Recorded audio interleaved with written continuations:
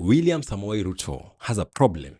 As a matter of fact, he is desperate. And for avoidance of doubt, his problem is not Gachagua. It is not Kalonzo. It is not even Matiang'i. United opposition. Team alternative government. Those, of course, have been a problem for him, but this is different. He has found a new headache. And that headache is Edwin Sifuna.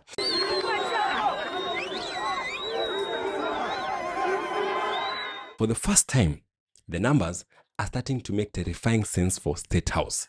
And if these stiffer polls are anything to go by, if they are actually accurate, then William Samoei Ruto may have already lost the 2027 election. Tifa today has spilled the beans. Today everyone knows the truth that there is no way William Samoei Ruto can be re-elected as the president next year, 2027. Whispers from State House are telling me that he has started making some panic phone calls. But the good thing is that I hear those phone calls are not getting picked. Rejection, rejection, rejection. Let's talk about it. If you love this kind of content, go ahead and like this video and subscribe. Now let's get to the video. Utafiti huu pia unasema kabisa kwamba 75% ya wafuasi wa ODM wako na sisi ndio Sifuna. So let us start here. Tifa released 2 polls yesterday, and these polls are actually explosive. The first one, it completely destroys the idea that Oburu Odinga is still in control of ODM. Yeah, but I understand there is something called Linda Wananchi, but me, I'm leading ODM. The Linda Mwananchi function that is led by Edwin Sifuna enjoys a staggering 73% support of all ODM supporters. So 73 is a massive number, you get. What? Meanwhile, the Linda Ground function that is led by Oburu Odinga only has 24% to 4. That is not competition. That is political annihilation. Tulisema kwamba ukifuatilia kwa makini unahisi kwamba roho ya Raila inaonekana kuwa na Linda Mwananchi zaidi ya Linda Ground. These are people who are used to, to speak up when something is wrong. ODM members used to rally around Raila Odinga and they go to the street and they call the government out. They are used to that. That means ODM supporters have made a decision. And the decision is very, very simple. They want opposition politics. They don't want handshakes. They do not want broad-based politics. They don't want any cooperation with William Samoei Ruto. They are used to saying, look, this thing is not working. Let the government sort it out. But here we are at a point where the leader is saying, hiyo kiti ya deputy president ndio tunataka sana. They want resistance. And the face of that resistance, guess who it is? Edwin Watenya Sifuna. Mheshimiwa Osoro, hakuna siku tutakula na wewe. Afadhali nikae njaa, na nasema hivyo kama Mluya. Sisi tunaamini chakula, lakini wewe kama ni wewe tunakula na wewe, wacha njaa ni uwe. Hakuna siku. Now, let's talk about the second poll, because this is where things get very dangerous for one President William Samoei Ruto. If elections were held today, President William Ruto will win with 24%. Just 24%. Here, he's actually leading with 24%, that he's the most preferred presidential candidate of 2027. 24%. Not 40, not 50, but 24%. And I want you to remember something very, very important. In Kenya, you do not become president because of 24%. You need 50 plus 1 vote. This represents 50.49%.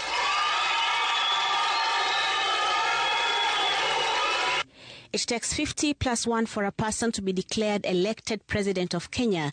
And so poll results a year to the election places all aspirants way below the mark. Now, let us look at the opposition numbers, because they're actually very exciting. Standing at 24%, President William Ruto leads the pack of lowly ranked aspirants that include Kalonzo Musyoka, who is second at 19%, Fred Matiang'i, who is third with 14%, and Edwin Sifuna, who makes a debut in presidential aspirants table, is fourth with 10%. Before Sifuna enters this conversation, the opposition bloc has around 42%. Those with calculators, you can agree with me. It is strong, but it is still short. But now, add Sifuna's 10%. And suddenly, the opposition jumps to 52%. If we, without even having the numbers, if we put all the votes of Kalonzo and Matiang'i and Sifuna, Gachagua together, they can easily defeat Ruto. Those are round one numbers. Those are game over numbers. That is why Sifuna is the most important politician in Kenya right now. Sikujua kwamba wakati ambapo Sifuna anadungwa visu, Mheshimiwa Simba Arati atakuwa baadhi ya wale wanaweza dunga Sifuna kisu kwa mgongo. Not because he's the biggest, but because he is the deciding factor. He is the bridge. He is the extra percentage. And that changes everything. Yeah, but I understand there is something called Linda Wananchi. And this is where things become interesting. Because if you have one William Samoei Ruto, you immediately realize something terrifying. That Oburu Odinga is no longer politically useful to you. You see, it just gets to show you who the majority of the followers are, yeah, and my supporters. It's youthful Kenyans, guys who are actually going through so much. ODM supporters have already chosen sides, and they have chosen Sifuna. Mheshimiwa William Ruto pia alinipatia contribution yako. Si yenu nyinyi ngoja matanga ya kwenu.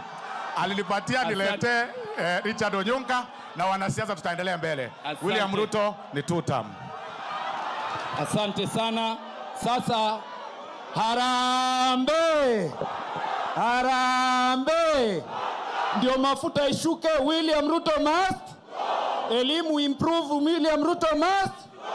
And even worse for the president, there was another poll that showed that when people were asked who they would prefer to deputize Ruto in 2027, Kithure Kindiki dominated with 60%.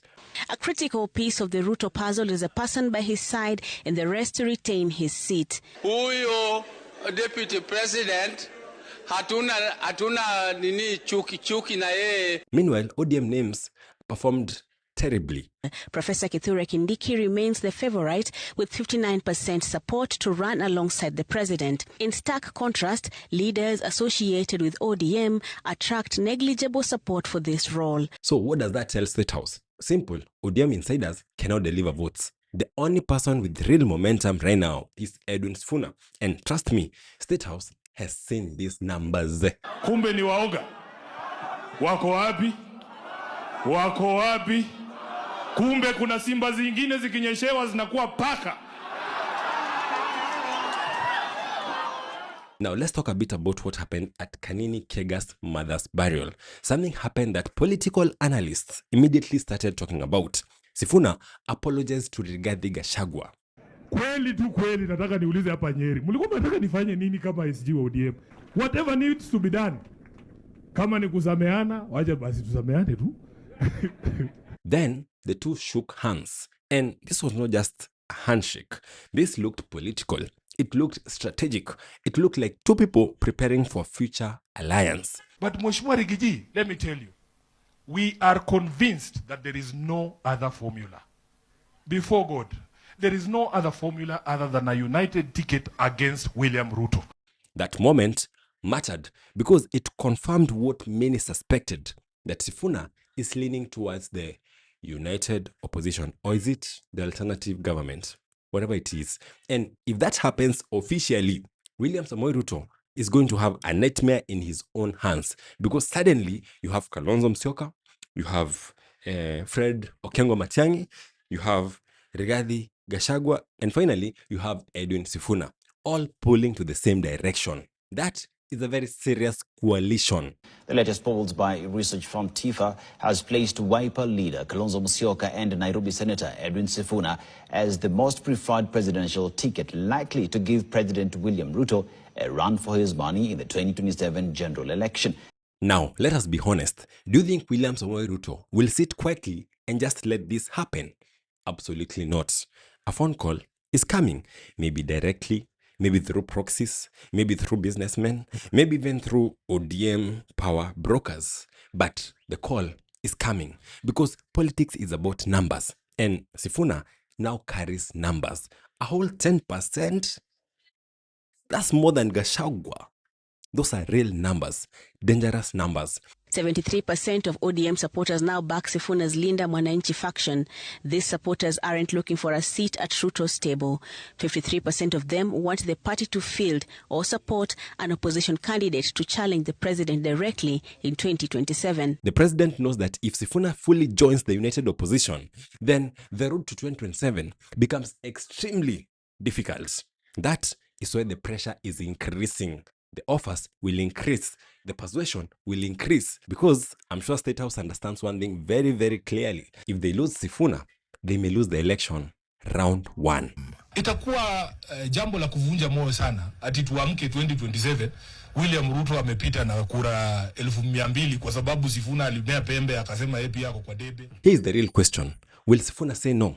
That is the question hanging over Kenyan politics, because Raila Odinga once called the government very, very bad names. Then later, he joined hands with them. That disappointed a lot of people, including I. Now, Kenyans are looking Sifuna directly, and they are asking themselves, will Sifuna be able to say no? Sifuna is the final firewall.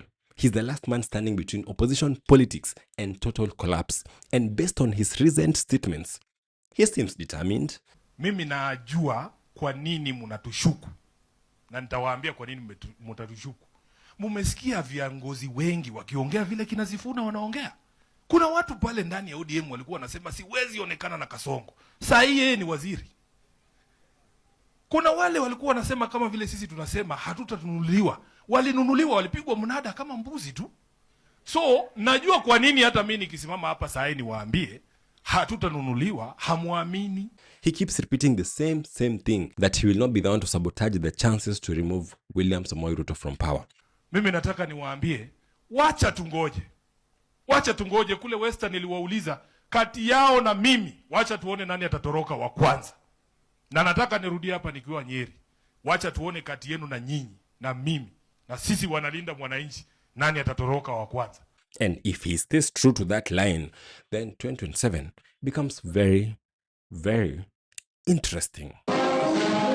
Though the poll gives the incumbent the lead at 24%, the fragmented opposition carries a combined percentage that inches close to the 50+1 constitutional threshold, with just over 14 months to the general election. So make no mistake, these stiffer polls have changed political conversations in Kenya completely, because for the first time, the opposition path to 50%+1 is now clearly visible. And the man standing at the center of it all is Edwin Watenya Sifuna. It's not Oburu.